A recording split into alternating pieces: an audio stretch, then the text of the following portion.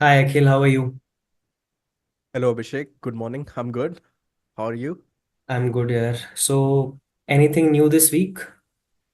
Yeah, actually, two things happened this week. One came by surprise. So I recently got featured in a Forbes article for Akhil Mishra as the co-founder of the legal team. They wrote the whole thing, and the topic was for actually sales. So the sales Amazing. was the main topic. Hmm. So they wrote that one of the persons, the editors, Jodie Cook, I think that's her name. Hmm. She mentioned that conversations, basically something that I wrote was conversations normally lead to sales. So she liked that specific part of it, and she mentioned that like top waste founders are getting like Hmm. clients or sales in 2024.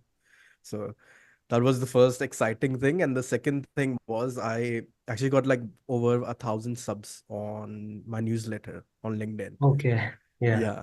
So just for reference purposes, I have like 5,000 followers on LinkedIn. So like the ratio is quite decent there Hmm. then. So Yeah. those are like the two main things that happened this week. That is amazing. Yeah, that is amazing. So, first of all, congratulations on the Forbes thing and Thank the you. subscribers thing. So, let's just set the context for today. Like, what are we going to talk about today? And like the last episode, we actually gave a hint or rather a summary of what we are going to do in the series. So can you just tell us what are we going to talk about today? Yeah, so I'm doing a lot of calls with a lot of different people, like just giving them consultation and such. And one of the main things that I've noticed on calls is people assume a lot, Hmm. right? When it comes to their business, when it comes to their contracts, they are like they have a couple of assumptions that normally don't sit well, or like you could say that it could harm them in the future, right? And this is common throughout for whether it's like new founders or even old founders that I've met. And I can tell you like a couple of those assumptions, and I can tell you like how they can be harmful, and then I can tell you what the person should do instead of just assuming. Okay, so when we are talking about assumptions, can you just tell me like what are these assumptions? Like are these assumptions in terms of expectation or in terms of roles and responsibilities? And where do these assumptions come out from? Their assumption like throughout the board actually. So sometimes it is for roles and responsibilities, like two founders might be starting a new business or a Hmm. partnership. It could also be expectations or assumptions out of a client that they might be working with. So they might require some material from the client, right? Say, for example, you are doing web development services, and they might require content like web content or logo or something Hmm. like that from the client. So they assume the client will just give it to them on time. That's the Hmm. second assumption. And the third assumption is in terms of their own deliverability. So if they don't do something, right, in a specific time, say for example, again, web development, if they have told the client that they'll develop a website in 30 days, but if they don't do it in 30 days, they assume the client will just give them the extension, or they assume the client will allow them to work for free until the project is done. Right. Hmm. So those are like the main assumptions that people have. And and that actually they never actually communicate that with their client. So they just assume and just pretend that they that is how it will go. So let's take an example here. Uh, let's say I'm a client and you are the service provider, and we are going for a contract. I want a contract done from you. So how is it that you will, actually see these assumptions and then also communicate all of these things so that there is no ambiguity in terms of contract as well as the things that you require from my side? That makes sense. I'll take it step by step. Then I'll divide it into two parts actually. So the first part will be you, and Hmm. the second part will be me. Right. So you being the client, you have certain responsibilities in the contract. I'll stick with the web development example in this, right? So, for example, I'm giving you a website, I'll develop it in 30 days. But your responsibility is to give me feedback, first of all, on time.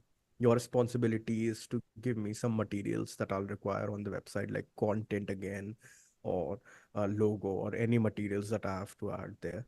Right. So, those will be your responsibility. Now, I'm assuming that you'll give it to me on time. So first, I'll clarify those assumptions. I'll give you a deadline for everything. For feedback, I'll say you have to give me feedback in 2 days, otherwise the project might get delayed. All right, same with the material. I'll say that you have after the project gets started, you have to give me all the materials within 7 days. Otherwise, the project might get delayed. Hmm. Right. So I'll communicate that on call, like the discovery call or the onboarding call, right? And I'll also just write everything down in the contract. I'll write down what happens if something doesn't go the right way.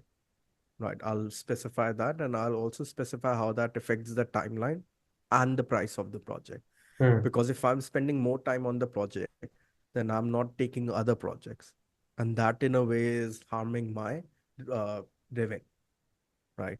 So that's the first thing that I'll do. The second thing I'll do is now focus on myself. If I've said something that I'll do for you in specific time, right, I'll give you, like, for example, a weekly update call, right? Or I'll give you the full project or milestone one in 2 weeks. What happens if that does not happen? Hmm. Right. I'll specify that. I'll first clarify that I'll might require some extension here and there, 1 or 2 days or 3 days, depending on what we are comfortable with or how our past projects have done. And then I'll also specify that in the contract, that there might be certain delays in 1 or 2 days, or there might be certain hurdles during the project, and that's how the time frame could be adjusted. And if something is to be done, then if it is my fault as a service provider, then obviously you don't have to pay extra for it, because Hmm. that's my responsibility. And I'll clarify that with the client, because if it is a time sensitive project, right, where the client has to show, for example, a website for a new launch of an application to investors, then any delay could be like very harmful for them, right? So if I communicate that, that removes all the assumption, that removes all the hurdles, that removes everything bad that could happen during the project because of the delay. And I'll do that, and I'll always cover, like, create a checklist that these are the things that I have Hmm. to ask you, these are the things that I have to tell you, and then move from there. And then again, everything has to be written down in the contract, because what you might say on the call, it might not, they might not remember it 2 weeks down the line, because a Hmm. business founder, uh, they're like they have 10 different things on their plate, so they hardly remember anything, right? So you have to just write it down, get it signed, and then move forward with the project. So, Akhil, I just had one question. Like, this is very simple and basic thing about, clarifying what you require from the client and what you require from the client as well as what client requires from you.